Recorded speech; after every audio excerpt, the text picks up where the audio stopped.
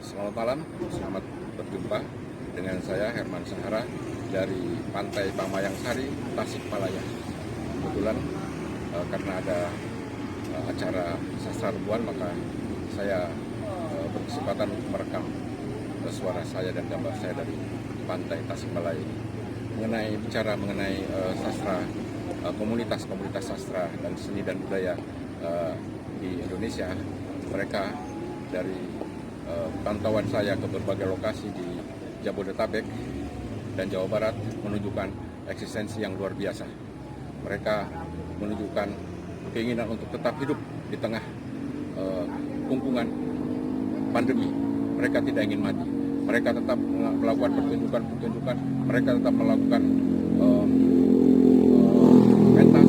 Mereka tetap menunjukkan buku dan mereka menggelar diskusi-diskusi daring. Itu luar biasa. Kita harus memberikan apresiasi yang luar biasa kepada komunitas sastra yang ada di Indonesia, khususnya Jabodetabek, ya, karena mereka lah yang telah berjasa menghidupkan seni sastra, seni budaya lainnya di musim pandemi yang masih menghantui kita ini. Selamat kepada seluruh komunitas sastra di Indonesia. Selamat berkarya. Jangan mati karena pandemi.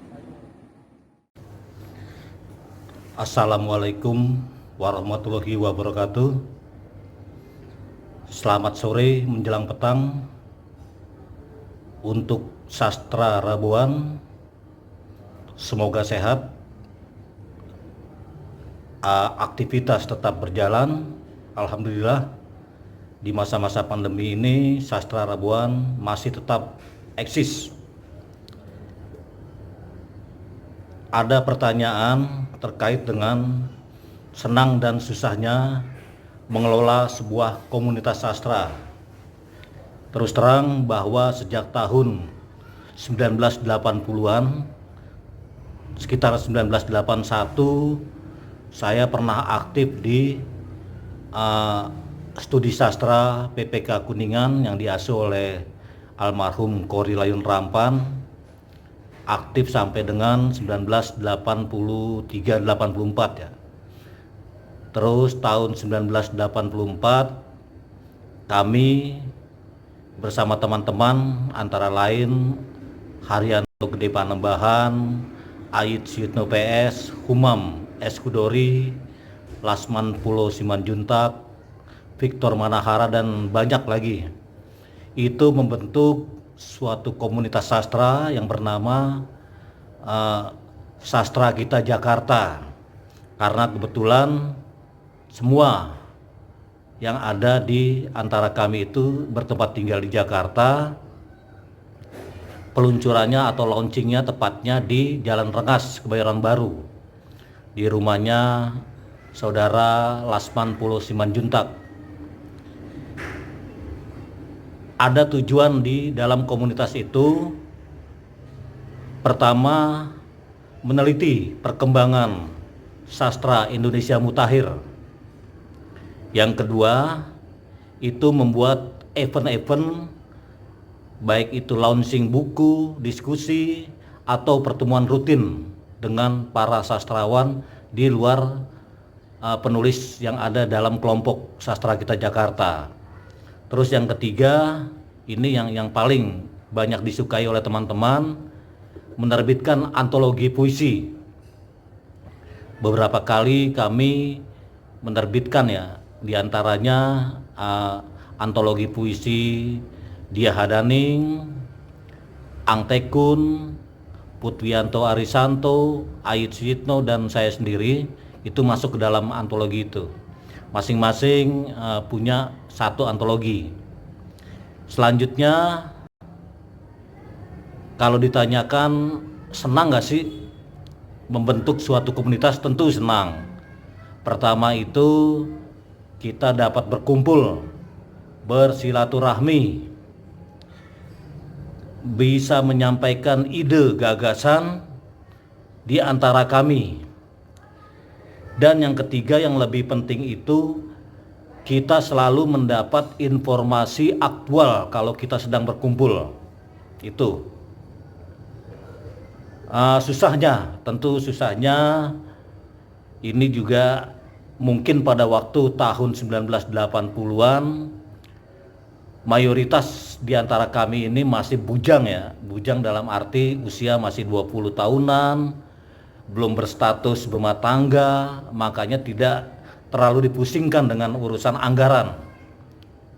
Karena keluarga dari masing-masing kita itu membackup, mereka juga menyukai bidang sastra, menyukai tulis menulis, menyukai kewartawanan. Makanya apapun kalau kekurangan sedikit uang itu kita di backup termasuk untuk menerbitkan sebuah antologi puisi. Mereka membackup baik dari segi material maupun tenaga, itu yang utama. Terus ini yang membedakan dengan komunitas lainnya, bahwa kita itu uang, anggaran itu nomor 2. Prioritas utama adalah kita berkumpul, silaturahim, dapat memberikan masing-masing kontribusi. Di antara kita itu tidak ada yang senior maupun yang junior. Tuh. Nah, makanya sastra kita Jakarta ini mulai agak kendor aktivitasnya, boleh dikata dalam tanda kutip bubar dalam arti pribadi masing-masing tetap eksis, tapi nama kelompok itu sudah dianggap tidak ada, tapi ada ya. Kenapa saya katakan demikian? Karena mayoritas yang ada dalam kelompok itu semua itu akhirnya berpindah. Yang ada di Jakarta cuma saya sendiri. Makanya secara tidak langsung, secara de facto oleh teman-teman saya itu dianggap sebagai ketua komunitas sastra kita Jakarta. Pada waktu itu ya, itu sudah menginjak tahun awal-awal 2000-an, itu sudah berpencar. Padahal gelombang sastra pada waktu itu sangat mengguncang. Kita teman-teman sudah bisa merekrut banyak para sastrawan, khususnya penyair ya. Taruhlah seperti misalnya dari Bekasi ada Suwiknyo atau Wik SM, dari Tangerang ada Endang Supriyadi, lain-lain lah kita rekrut semua itu. Mungkin itu saja jawaban dari saya. Terima kasih kepada Sastra Rabuan. Salam kreatif dari saya, Nanang Ribut Supriyatin. Terima kasih. Wassalamualaikum warahmatullahi wabarakatuh.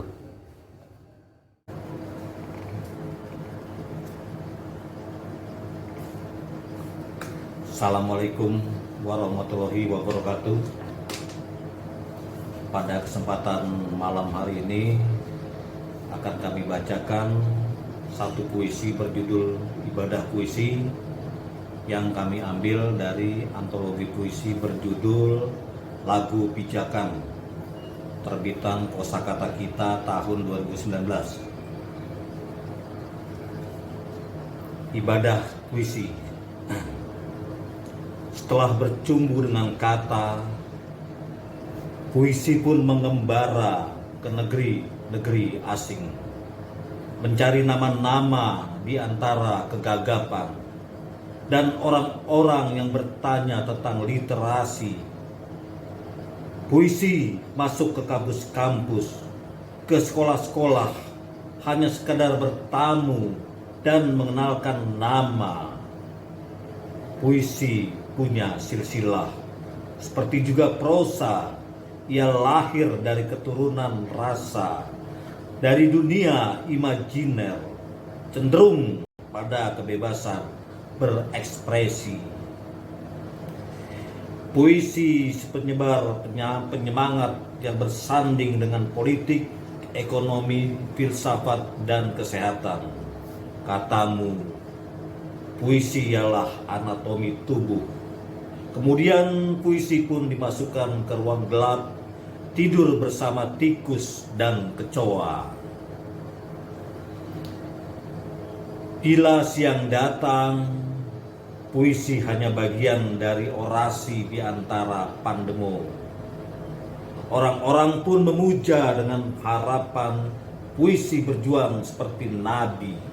Padahal puisi hanya bahasa, bait-bait alit, huruf-huruf mati. Puisi berlindung dalam simbol, ngumpat di balik awan dan pelangi, bagai pesawat melesat dan terjun bebas ke dasar samudera. Puisi jadi api atau jadi air yang mengalir, telungkup seperti jenazah, terkubur dengan lisan tanpa nama.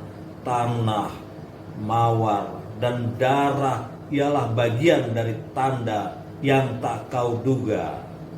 Jakarta, 17 Mei 2018. Terima kasih.